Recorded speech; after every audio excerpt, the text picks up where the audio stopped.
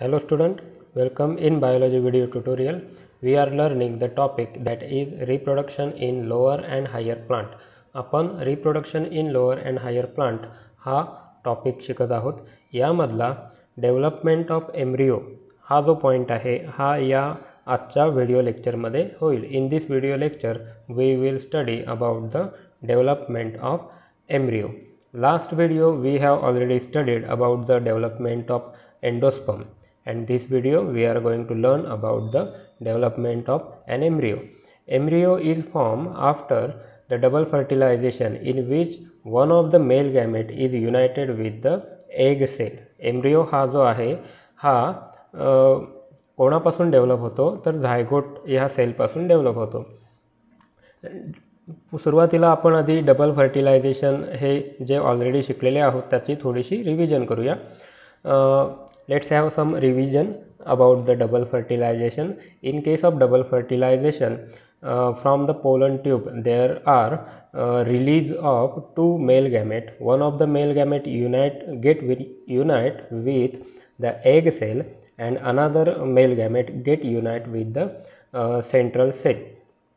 After that, the development of endosperm we have already studied. In this video we are going to learn about the development of this embryo. Embryo is formed from the union of male gamete and female egg cell. The nucleus get united and they form a zygote cell. After that, the development of that zygote is into an embryo. The process of development of zygote into an embryo is called as embryogenesis. याला काय म्हणायचं? Embryogenesis. Formation of embryo. Embryogenesis म्हणजे formation. ठीक आहे, तयार होण्याची क्रिया, त्याला जेनेसिस असं म्हणायचं. The development of zygote into an embryo is called as embryogenesis. The embryo is developed at the micropylar end of embryo sac. हा जो एम्ब्रियो आहे हा एम्ब्रियो सॅक मधले जे दोन पोलार रिजन आपण ज्याला म्हणू शकतो, म्हणजेच काय, असा एक भाग की ज्याचं तो रिजन मायक्रोपायलर एंडकडे येतो आणि दुसरा एक रिजन असतो की जो चलायझल एंडकडे येतो. असे दोन अपोजिट पार्ट असतात. फॉर एक्झाम्पल इथे आपण बघू शकतो, समजा हा जर ओव्हिल आहे आणि हे इंटेग्युमेंट्स आहेत, तर इथे जे पोअर असतं या पोअरच्या ठिकाणी याला मायक्रोपायल असं म्हटलं जातं आणि बेसल रिजन जो आहे त्याला चलायझल रिजन असं म्हणायचं. मग हा जो एम्ब्रियो आहे हा मायक्रोपायलर रिजनकडे आहे. ठीक आहे, ह्या एम्ब्रियो सॅकच्या मायक्रोपायलर रिजनकडे आहे. The growth of embryo trigger only after certain amount of endosperm is form. आणि ह्याची जी ग्रोथ आहे, वाढ आहे, ही ट्रिगर केली जाते किंवा जास्त प्रमाणात व्हिगरसली वाढवली जाते. कधी? जेव्हा थोड्याशा तरी प्रमाणात निदान त्या सीडमध्ये एंडोस्पर्मची निर्मिती झाली पाहिजे. कारण का? Endosperm plays an important role for the nutrition of an embryo. या एम्ब्रियोचं जे न्यूट्रिशन आहे, नवीन नवीन सेल जे तयार होतात त्यांच्यासाठी लागणारं जे न्यूट्रिशन आहे ते तो एंडोस्पर्म प्रोव्हाइड करत असतो. After fertilisation embryonic development begin. जेव्हा फर्टिलायझेशन घडतं त्याच्यानंतर या एम्ब्रियॉनिक डेव्हलपमेंटची सुरुवात होते. The zygote divide to form two cell pro embryo. सुरुवातीला हा जो झायगोट आहे हा झायगोट डिवाइड होतो आणि दोन सेल असलेला प्रो एम्ब्रियो तयार होतो. ठीक आहे, यामधला एक बेसल सेल आहे आणि दुसरा आहे apical cell. The larger cell towards the micropylar is called as basal or suspensor initial. हा जो सेल आहे बेसल सेल त्याला सस्पेन्शियल इनिशियल असं म्हणायचं. And the smaller cell towards the chalazal end is called as terminal or embryonal initial. म्हणजे वरचा जो आहे याला एम्ब्रियॉनल इनिशियल असं म्हणायचं आणि हा जो आहे याला बेसल सेल किंवा सस्पेन्सर सेल असं म्हणायचं. मग यांची डेव्हलपमेंट वेगवेगळ्या पद्धतीने होत जाते. हा जो सेल आहे बेसल सेल याची डेव्हलपमेंट इथे दाखवलेली आहे डार्क ग्रीन कलरमध्ये, आणि अपायकल सेल जो आहे त्यांची सेपरेट डेव्हलपमेंट होत गेलेली आहे. तर या पद्धतीने कशी काय ही डेव्हलपमेंट होते आपण पुढे बघूया. The suspensor cell divide transversely in one plane to produce the filamentous suspensor of 6 to 10 cells. हा सस्पेन्सर सेल जो आहे हा काय करतो, ट्रान्सवर्सली डिवाइड होतो आणि एक लिनियर अशी एक स्टेज तयार करतो, त्याला फिलामेंटस सस्पेन्सर असं म्हणायचं. ठीक आहे. आणि ही जी सस्पेन्सरची जी फिलामेंट आहे ती 6 ते 10 सेलपासून तयार झालेली असते. The first cell of suspensor towards the micropylar end becomes swollen and functions as hosterium.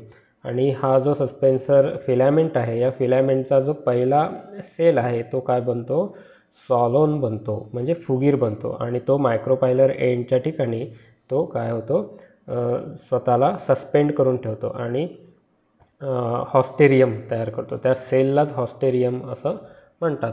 The lowermost cell of the suspensor is known as hypophysis. आता इथे हा जर अप्पर रिजन मांडला तर हा लोअर रिजन येईल. तर लोअर मोस्ट सेल जो आहे ज्या ठिकाणी एम्ब्रिओ त्याला अटॅच आहे, ठीक आहे, मग तो सेल जो आहे त्याला म्हणायचं hypophysis. The suspensor helps in pushing the embryo in the endosperm. म्हणजेच आपल्याला माहिती आहे की ओव्हिलचा जो मधला भाग आहे न्यूसेलस, त्या न्यूसेलस सेलचा जो मॅक्झिमम एरिया आहे तो एंडोस्पर्म ॲक्वायर करून घेतो आणि हा एम्ब्रिओ डेव्हलपमेंट या ठिकाणी होते मायक्रोपायलर एंडच्या ठिकाणी. मग ह्या एम्ब्रिओला पुढे ढकलण्याचं काम, या सेलच्या आतमध्ये ढकलण्याचं काम हे सस्पेन्सर करतात. यांची जर वाढ बघितलात म्हणजे हे पुढे ढकलण्याचं काम, प्रत्येक सेल जर लिनियरली जर एक्सटेंड झाला, ग्रोथ झाला, तर हा काय करणार, वरचा जो एम्ब्रियॉनिक पार्ट आहे त्याला एंडोस्पर्ममध्ये ढकलणार. The embryonal initial undergoes 3 successive mitotic division to form octant. यानंतर काय होतं की वरचा जो एम्ब्रियोनल सेल आहे, हा जो एक सेल होता, यामध्ये 3 मायटोटिक डिव्हिजन होतात. मायटोटिक डिव्हिजन म्हणजे आहे तसेच नवीन सेल तयार केले जातात.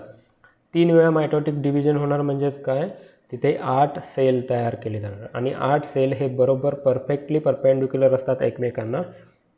ते आपण पुढे बघूया. The planes of divisions are at right angle to each other. यांचा जो प्लेन आहे हा बरोबर राईट अँगल आहे. आता या डायग्रॅममध्ये हे 4 सेल्स दिसत आहेत. ॲक्च्युली हे 4 आणि अपोजिट साईडला 4 म्हणजे बॅक साईडला सुद्धा 4 आहेत. या पद्धतीने हा ऑक्टॅट असतो. The lower tier of 4 cell of content gives the rise to hypocotyl and radical, whereas 4 cell upper tide form the plumule and the one or two cotyledons. हे जे काही 8 सेल्स आहेत, 8 सेल्स जे इथे तयार होणार आहेत, या 8 सेल्सपैकी वरच्या प्लेनमधले जे 4 सेल्स आहेत, हे वरचे 4 सेल्स कॉटिलिडॉन्स आणि प्लुमिल्स म्हणजे शूट सिस्टीम तयार करण्यासाठी रिस्पॉन्सिबल राहतात आणि खाली असणारे जे 4 सेल्स आहेत हे 4 सेल्स रॅडिकल म्हणजे रूट सिस्टीम्स तयार करण्यासाठी रिस्पॉन्सिबल आहेत. म्हणजे ही जी प्लेन आहे पहिल्याच वेळेला हे जे ऑक्टॅट जो तयार होतो यामध्येच हे ठरतं किंवा ऑर्गनायझेशनची सुरुवात होते असं आपण म्हणालो तरी पण चालू शकते, कारण इथूनच हे सेल जे आहेत वेगवेगळे बिहेव करणार आहेत. वरचे जे सेल आहेत हे कॉटिलिडॉन्स आणि प्लुमिल्स तयार करतील आणि खालचे सेल आहेत हे काय करतील, रॅडिकल्स म्हणजे रूट सिस्टीमसाठी जो टिश्यू असतो त्याला तयार करतील. आता रॅडिकल आणि प्लुमिल म्हणजे काय? Radicle is from which the root system is develop. Radicle म्हणजे काय, असा पार्ट की ज्यापासून रूट सिस्टीम डेव्हलप होते. And plumule from which the shoot system develop. इथे आपण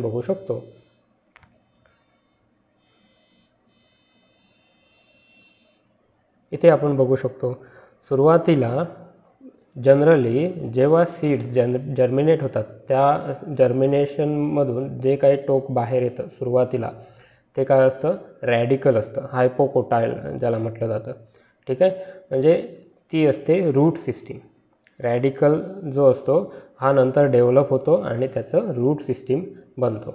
त्यानंतर काय होतं, ह्या सीडच्या आतमधल्या बाजूला दोन्ही कॉटिलिडॉनच्या मध्ये एक फ्ल्युमिल असतो, फ्ल्युमिल टिश्यू असते. आणि ही टिश्यू जेव्हा हा रॅडिकल स्ट्रॉंगली पेनिट्रेट होईल सॉईलमध्ये आणि स्वतःला खंबीर ठेवेल, त्यावेळेला हा फ्ल्युमिल जो आहे तो ओपन होतो आणि त्याच्यापासून शूट सिस्टीम तयार होते. ठीक आहे. So these are the radicle and plumules. तर यांना म्हणायचं रॅडिकल्स आणि फ्ल्युमिल्स. The hypophysis by further division give rise to the part of radical and root cap. हायपोफायसिस जो आहे त्याच्यापासून नंतर रॅडिकल्स बाहेर येते आणि त्यानंतर त्यावरती रूट कॅप येते. If it is a dicotyledonous plant, असं डायकॉटिलिडोनस प्लांट असेल तर रूट कॅप येते. Subsequently, the cells in the upper tide of the octant divide in several planes so as to become heart shape, which then forms two lateral cotyledon and a terminal plumule.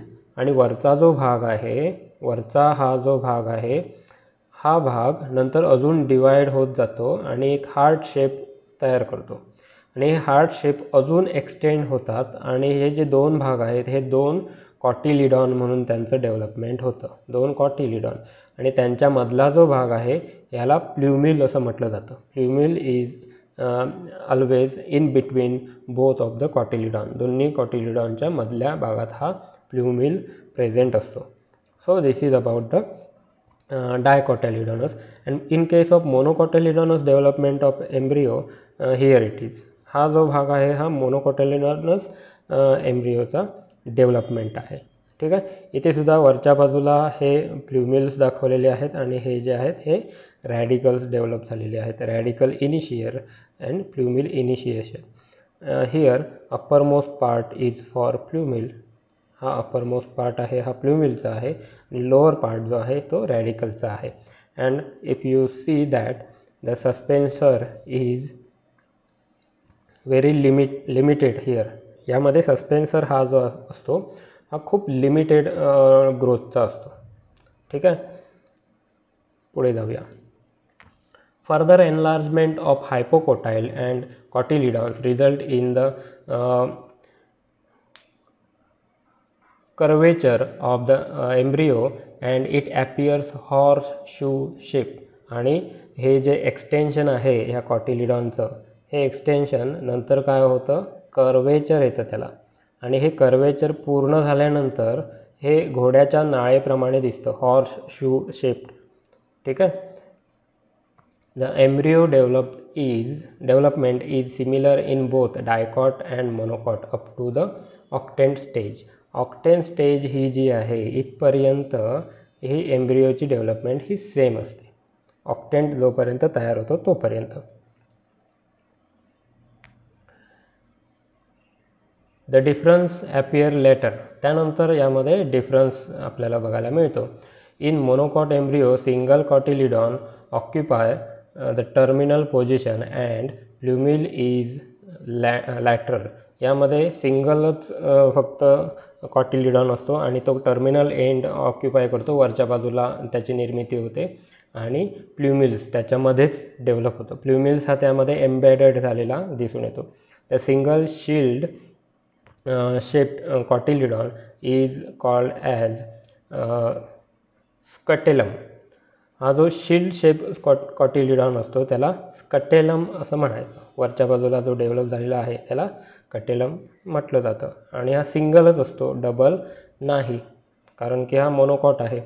The protective sheath of the plumule is called as coleoptile. आणि हा जो प्ल्युमिल आहे त्याला जी protective sheath तयार होते बाहेरच्या बाजूला, it is called as कॉलिओप्टाईल.